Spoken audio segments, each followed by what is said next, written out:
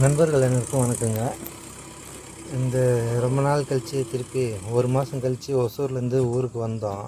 இந்த மழை பெஞ்சிருக்குங்களா, அதனால் மக்காச்சோளம் வச்சு விடலாம், இந்த நெல் கொஞ்சம் போடலாம் அப்படின்னு சொல்லிட்டு ஊருக்கு வந்துட்டு வண்டி காலையிலே எடுத்து தொடச்சி விட்டு ஆயில் சேஞ்சு மட்டும் முன்னாடியே வாங்கி வச்சுருந்தோம். அதனால் என்ஜின் ஆயில் மட்டும் சேஞ்ச் பண்ணிட்டேன். அதையும் வீடியோ வச்சுருக்கேன், அதையும் போட்டு சொல்கிறேன். அதுக்கப்புறம் மக்காச்சோளம் விதைச்சி விட்டோம். விதைச்சி விட்டுட்டு இது கையில் இந்த மாதிரி நாற்றங்கால் விடுறதுக்கு, சேடை விடுறதுக்கு கையில் பண்ணுறது ரொம்ப கஷ்டம் அப்படின்னு வீட்டில் சொன்னாங்க. சரி, ஓகே, புழுதி மட்டும் ஓட்டி விட்டேன். அதுக்கப்புறம் தண்ணி பாய்ச்சிட்டு அதிலே கலைக்கலான்னு பார்த்தா, இருந்தாலும் வண்டியிலே ஓட்டி விட்ருப்பா அப்படின்னாங்க. இதில் வேறு உள்ள சேத்துல ஏதோ வண்டி மாட்டிக்குமோன்னு யோசனையிலே தான் அப்படியே வண்டியை எடுத்து ஓட்ட ஆரம்பித்தேன். அப்படியே இப்போ ஒன்றும் சேத்துல மாட்டுற மாதிரி தெரியல. அந்த புழுதியில் தண்ணி பாய்ச்சி அப்படியே சேத்தை கலக்கின்னுக்கிறேன் பாருங்கள். இதில் வேறு என்னென்னா, வண்டி என்ஜின் ஆயிலு, ஏர் ஃபில்ட்ரு எல்லாமே மாற்றிட்டேன். வண்டி செகண்ட் ஹேண்டில் வாங்கினதுலேருந்து பார்த்திங்கன்னா இந்த கியர் ஆயில் மாற்றலை. வந்தப்பவே ரொம்ப ஆயில் கெட்டி ஆகிட்டு சோக் ஆகிடுச்சு, ஹைட்ராலிக்கே தூக்கலை. அப்புறம் ஃபில்ட்ரு இந்த மாதிரி ஆயில் மட்டும் மாற்றினேன். ஒரிஜினல் அது வெட் பிரேக் ஆயில் போடணுங்களாம் ப்ரோ. நமக்கு ஃபஸ்ட்டு அது தெரியாமல் நார்மல் ஹைட்ராலிக் ஆயில் ஊற்றி விட்டுட்டேன். அதில் ஒரு 25 லிட்ரு மட்டும் இருக்கும், கெப்பாசிட்டி 40 லிட்ரு. 25 லிட்ரு மட்டும் இருந்து ஊற்றி விட்டுட்டேன். அதுக்கப்புறம் தான் விசாரித்தாக்கா வெட் பிரேக் ஆயில் தான் போடணும். இது பிரேக்கே பிடிக்க மாட்டேங்குது, அப்படியே போகுது, ரொம்ப தூரம் போய் நிற்கிது வண்டி. அதனால் சரி, வெட் பிரேக் ஆயில் கொஞ்சம் காசு வந்தால் மாற்றிக்கலாம் அப்படின்னு யோசிச்சுட்டு அப்படியே விட்டுட்டேன். ஒரு மாதம் 2 மாதம் சும்மா ஒரு நம்மளது மட்டும் தானே ஓடுது. ஒரு மாதத்துலேயே 1 மணி நேரம் 2 மணி நேரம் தான் ஓடும். அதனால் அந்த 25 லிட்டர் ஆயிலே, அந்த நார்மல் ஹைட்ராலிக் ஆயிலே தான் ஓட்டுறேன். பிரேக் அடிக்கும்போது, ஹைட்ராலிக் தூக்கும்போதெல்லாம் சவுண்டு வருது. ஏன்னா அளவு கம்மியாக இருக்குது பார்த்தீங்களா. அதனால் அதிகமாக ஓட்டாமல் இந்த சேடை ஓட்டுறதுக்கு அப்படியே பொறுமையாக மெதுவாக தான் எடுத்து ஓட்டிகிட்டு இருக்கிறேன். ஏதாவது திருப்பி பிரேக்கு டிஸ்க் ஏதாவது ப்ராப்ளம் ஆகிட போகுது ஒரு யோசனை தான் இருக்குது. சவுண்டு வருது, பிரேக்கை மிதித்தா சவுண்டு வருது. அதனால் அப்படியே பார்த்து பொறுமையாக ஓட்டிகிட்டு பார்த்தா உங்களுக்கே தெரியும், ரொம்ப மெதுவாக, ரொம்ப வந்து அடித்து ஓட்டாமல் அப்படி தான் அப்படியே பொறுமையாக ஓட்டுறேன். இதில் பார்த்தீங்கன்னா யாரெல்லாம் இப்படி சேடை கலக்குறீங்கன்னு சொல்லுங்கள் ப்ரோ. ஏன்னா பெருசாக ஃபுல் நிலத்துக்கெல்லாம் இதில் பண்ணால் டைம் எடுத்துடும், சேடை ஆகாது. ஏதோ நாற்றங்கால் விடுறதுக்கு ஒரு கொஞ்சமாக கறதுனால என்ன ஒரு 2 சென்ட் வருமா, 2.5 சென்ட் வருமா, அதுக்குள்ளே கலக்கிறதுனால நான் சும்மா இந்த 9 கலப்பிலே போட்டு ஓட்டி கலக்கிட்டு இருந்தேன். ஓரளவுக்கு கலங்கியிருக்கு. நான் கலக்கிட்டு வண்டி எடுத்துன்னு வந்து நம்ம பம்பு மோட்டர்லேயே போட்டு தண்ணி அடிச்சுட்டு நிறுத்திட்டு வந்துட்டேன். அடுத்த நாள் அப்பா அதை லெவல் பண்ணிக்கிறேன் அப்படின்னு சொல்லிட்டாரு. யாரெல்லாம் இப்படி இந்த நாற்றங்காலுக்கு இந்த மாதிரி 9 கலப்பெல்லாம் போட்டு பண்ணுவீங்கன்னு சொல்லுங்கள். இது வந்து வயல் தான், நாங்கள் நெல் தான் போடுவோம். இதில் இப்போ கலக்கா போட்டிருக்கோம். கலக்கா கொஞ்சம் பிடிங்கிட்டு தான் அதில் தான் இப்போ ஓட்டுனுக்கிறேன் ஓரமாக. ரொம்பலாம் உள்ளே போகலைங்க ப்ரோ, இந்த சேடை இறங்கலை. ஆனால் ஒரு சில பேருக்கு வயக்காட்டிலலாம் கேஜிவிலே இறங்கிடுது. நானும் அதுக்கே பயந்துனே இறக்குனேன் வண்டியை. ஆனால் இது ரொம்பவும் நானும் கலப்பையும் ஆழமாக விடல, சும்மா மேம்போக்க அப்படியே கலக்கினா போதும். ஏன்னா நாற்றங்கால் தானே, ஒரு அரை அடி 1/4 அடிக்கு ஒரு ஜானுக்கு சேடு கலக்கினா போதும். நாற்றங்காலுக்கெல்லாம் ரொம்ப ஆழமெல்லாம் உழுக வேண்டியது இல்லை. அதனால இதே அப்படியே ஓட்டிகிட்டு இருந்தேன்.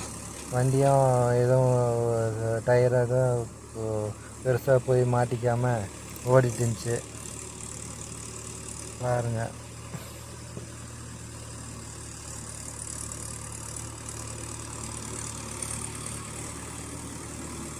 இது ரொட்டவேட்டருக்கு பார்த்துட்டு இருக்கிற தீபாவளிக்கு வாங்கலான்னு ஒரு ஐடியா. ரொட்டவேட்ரு வந்து சொனாலிக்கா ரொட்டவேட்ரு, அப்புறம் கோமதி ரொட்டவேட்ரு, சர்வசக்தி, இது 3ம் யோசித்து வச்சுருக்கேன். இதில் பார்த்திங்கன்னா கோமதி தான் இருக்கிறதுலே ரேட் அதிகமாக இருக்குது. நான் இங்கே ஒசூரில் இந்த கோமதி ரொட்டவேட்ரு 36 பிளேடு வந்து ஒசூரில் கேட்டுங்க ரேட்டு 1,24,000 சொன்னாங்க. ஆனால் நல்லா இருக்குது குவாலிட்டி பார்த்தேன். ஆனால் ஒரு 36 பிளேடுக்கே அவ்வளோ ரேட் வந்துடுது. அடுத்து இந்த சர்வசக்தி யூடியூப்லலாம் பார்த்துட்டு இருக்கேன், ஃபோன் பண்ணியும் கேட்டேன். அவங்க வந்து கஸ்டமைஸ் பண்ணி தரேங்கிறாங்க. இந்த பேக் டோரெல்லாம் நம்ம சொல்கிற எம்எம்மில் வச்சு தருவாங்க. அப்புறம் ஃப்ளாஞ்சு எல்லாமே வந்து நம்மளே கஸ்டமைஸ் பண்ணிக்கலாம், அதுக்கு எந்த காஸ்ட்டு வரும்னு சொன்னாங்க. அப்புறம் சொனாலிக்கா பார்த்தேன், அது ரிவ்யூஸ் எல்லாம் பார்த்தேன். நேரடியாக ஒரு டைம் போய் பார்க்கணும். ஸோ தீபாவளி பக்கம் எடுக்கலாங்கிறதுனால அப்படியே வச்சுட்டு இருக்கேன். அப்போ போய் எடுத்துக்கலாம் அப்படின்னு. இந்த 3 பிராண்டில் எது எடுக்கலான்னு சொல்லுங்கள், உங்களோட சாய்ஸ் எதுவாக இருக்கும் அப்படின்னு. இந்த சொனாலிக்கா பற்றி யூடியூப்பில் தான் இப்போ வீடியோ பார்த்தேன் ப்ரோ, நேரில் போய் விசாரிக்கல. யூடியூப்லலாம் அதோடைய எக்ஸ்ப்ளனேஷன்லாம் கொடுத்தாங்க, ஓரளவுக்கு பரவாயில்லன்னு தோணுச்சு. ஆனால் இந்த சர்வசக்தியில் கஸ்டமைஸ் பண்ணலாங்கிறாங்க. எந்த அளவுக்கு நீங்கள் சொல்கிறீங்களோ திக்னஸ் அந்த அளவுக்கு போட்டு தரோம் அப்படிங்கிறாங்க. சரி ஓகே பார்க்கலாம். தீபாவளி டைமில் ஏதோ ஆஃபர் போட்டு கொடுத்தாங்கன்னு கொஞ்சம் நல்லதாக கஸ்டமைஸ் பண்ணி போட்டுக்குவோம் அப்படின்னு இருக்கும் ப்ரோ. இன்னொரு டவுட்டும் ப்ரோ, இது வந்து 45 ஹெச்பி வண்டி 42 பிளேடு போடலாமா இல்லை 36 பிளேடு போடலாமா? நிறைய பேர் வந்து 36 போடுங்க போதும் அப்படிங்கிறாங்க. இப்போ நிறைய பேர் என்ன சொல்கிறாங்க, 42வே போடலாம், எல்லாம் வண்டி ஓடுது, ஒன்றும் இல்லை அப்படிங்கிறாங்க. அப்புறம் நமக்கு தெரிஞ்ச இந்த யூடியூப் சேனல்லையும் பார்த்தேன், இந்த மோகன் டிராக்டர்ஸ்னு ஒரு அண்ணா இருப்பார், சேலம் ஆட்டியம்பட்டி, அவர் வீடியோலாம் பார்த்தேன்.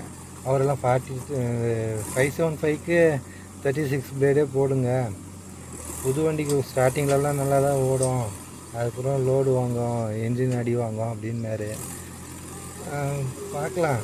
அந்த மாதிரி உங்களுக்கு ஏதாவது தெரிஞ்சால் நீங்கள் என்ன டிராக்டர் வச்சுருக்கிறவங்க 45 ஹெச்பி வண்டிக்கு எத்தனை பிளேடு போடுறீங்கன்னு சொல்லுங்கள், நாமளும் ஏதோ பார்த்தா அதே மாதிரி வாங்கிக்கலாம். அப்புறம் வாங்கிட்டு மாற்றுறதும் சிரமம். நம்ம ஏதோ ஒன்று வாங்கிடுவோம், 42 வாங்குவோம், அதுக்கப்புறம் ஐயோ 36 வாங்கிக்கலாம்னு ஏதோ தோணக்கூடாது இல்லைங்களா? அதனால் நம்ம வீடியோ பார்க்குறவங்ககிட்டயும் நம்மளே சும்மா 2 வார்த்தை கேட்டுக்கலாம். அவங்களும் ஒரு அனுபவம் இருக்கும் சொல்லுவாங்க, நமக்கு தெரியாத அவங்கக்கிட்ட கேட்டுக்கலாம். வேறு பாருங்கள், நம்ம மாடு முன்னாடி 2 மாடு அங்கே மேய்ஞ்சிட்டு இருக்கு. கொஞ்சம் ஏமாந்தால் போதும் ப்ரோ, எவ்வளோ பெரிய இதில் கட்டியிருந்தாலுமே ஓடி வந்து கலக்கக்கூடிய மேய்ஞ்சிடும். இதில் வேறு நேற்று என்னாச்சுங்க, அக்கா போய் இந்த மயிலை வந்து கலக்காவை கொத்தி பயங்கரமாக சாப்பிடுது ப்ரோ. நம்ம கொஞ்சம் ஆள் இல்லைன்னா வந்து கலக்காவை சாப்பிட ஆரம்பிச்சிடுது. செடியில் பாதி கலக்கா அந்த மயிலே எடுத்துருச்சு, ஒரு பக்கம் எலி சாப்பிடுது. எப்படி தான் விவசாயிங்க